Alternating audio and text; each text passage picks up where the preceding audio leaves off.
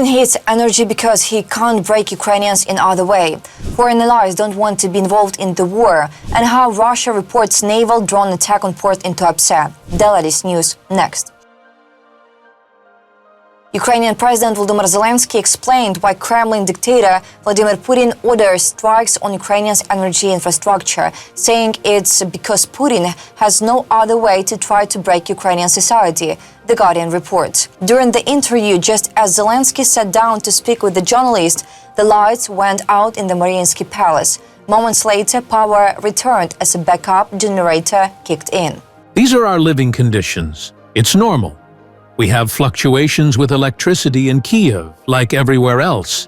The president added that Putin orders terrorist attacks on Ukrainians' energy system, strikes that kill civilians and leave people without electricity and water.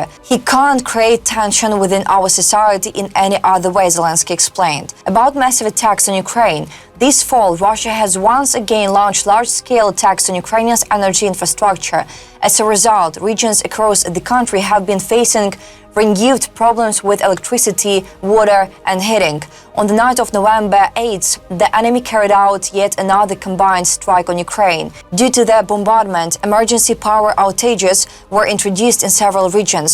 In Kyiv, emergency blackouts were imposed twice, while the city of Kremenchuk was left completely without electricity on Saturday. Power issues were also reported in Kharkiv, where the metro system came to a halt. On November 8th, the state-owned energy company Centrenergo reported that Russia had carried out its most massive strike yet on two of its thermal power plants. Both facilities were forced to shut down and ceased generating electricity.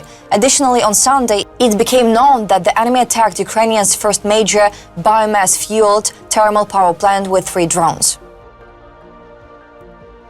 Ukraine plans to order 27 Patriot air defense systems from the United States to protect its airspace from threats. While the US manufactures these systems, European countries could lend their Patriots to Ukraine, said President Volodymyr Zelenskyy in an interview with The Guardian. He explained that Ukraine is working closely with partners to defend its airspace against Russian drones, but progress is slow, as Britain and other allies are reluctant to send fighter jets for patrols. Zelenskyy also said that Ukraine wants to order 27 Patriot air defense systems from an American manufacturer. But while they are being produced, the country is considering borrowing similar systems from European states. The issue of deploying European troops to Ukraine during active combat requires a cautious approach. Pushing partners too hard on this matter could lead to negative consequences, The Guardian reports. Leaders are afraid of their societies. They don't want to be involved in the war, President Zelenskyy said, commenting on Britain and France's willingness to send troops to Ukraine after a peace deal. He added that the decision to deploy troops is their choice. If Ukraine applies too much pressure, there's a risk that Kyiv could lose financial and military support from our partners. When asked by a journalist whether he would like British troops to arrive earlier, for instance, to take up defensive positions on Ukraine's border with Belarus, the president replied, "Of course, we have been asking for many things, including weapons and membership of the EU and NATO," the president said. About foreign troops in Ukraine, Kyiv and its partners are considering the deployment of foreign troops to Ukraine as a form of security guarantee, something that would only be possible after the war ends. Talks about introducing a foreign military contingent began after President Volodymyr Zelenskyy visited Washington, which took place shortly after Russian dictator Vladimir Putin met with US President Donald Trump in August. Several of Ukrainians' allies have already agreed to send their troops to Ukraine. Back in September, Zelenskyy said it would definitely be in the thousands, referring to the expected number of foreign soldiers, though he declined to give further details. Several countries have already expressed readiness to station their forces in Ukraine. Among those supporting the idea are the UK, France, Sweden, Denmark, Norway, the Baltic states, the Netherlands, and Australia. Some nations remain hesitant about sending troops, while others have made it clear they will not do so.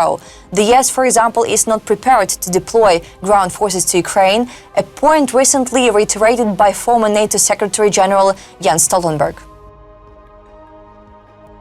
The General Staff of the Armed Forces of Ukraine has stated that logistics to the town of Mirnograd in Donetsk region are complicated by functioning, and reports claiming that the Russians have full fire advantage over the Ukrainian Defense Forces supply routes or that the city is operationally encircled are false, reported by Major Andriy Kovalyov, spokesperson for the General Staff, in a comment to Ukrainska Pravda. The defense of the Pokrovsk-Mirnorad agglomeration continues. The situation remains difficult and dynamic. The Russians are deploying all available reserves, but are suffering enormous losses in return. In Mirnorad, Ukrainian units are confidently holding their positions and wiping out occupants on the approaches to the city.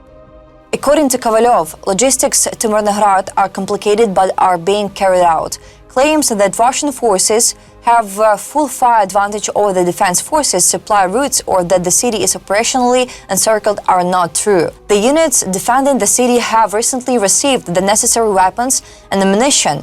Rotation of personnel and evacuation of the wounded have also been carried out. Kovalyov added that logistics for and rotation of Ukrainian units in the city of Pokrovsk are being provided in the same way. He noted that active resistance to attempts by Russian infantry groups to gain a foothold in Pokrovsk continues. Search and strike operations are ongoing in the city, and Russian positions in urban areas are being destroyed. Naval drones have attacked the Black Sea port in the city of Tuapse, Krasnodar Krai, Russia, with one of the piers reportedly damaged, reported by Russian Telegram channels and local operational headquarters. Local residents reported explosions in the city, and a drone threat warning remained in effect for nearly 8 hours. Sergei Boyko, head of the Tuapse municipal district in Krasnodar Krai, announced the cancellation of the threat from unmanned boats and drones only at 8 a.m. Moscow time. He later edited his original post, removing the mention of naval drones, although that information remained in the Telegram channel of the Krasnodar Krai operational headquarters. The Telegram channel Excelinova published eyewitness footage. According to Dnipro Osint, a naval drone struck the area near pier number 167.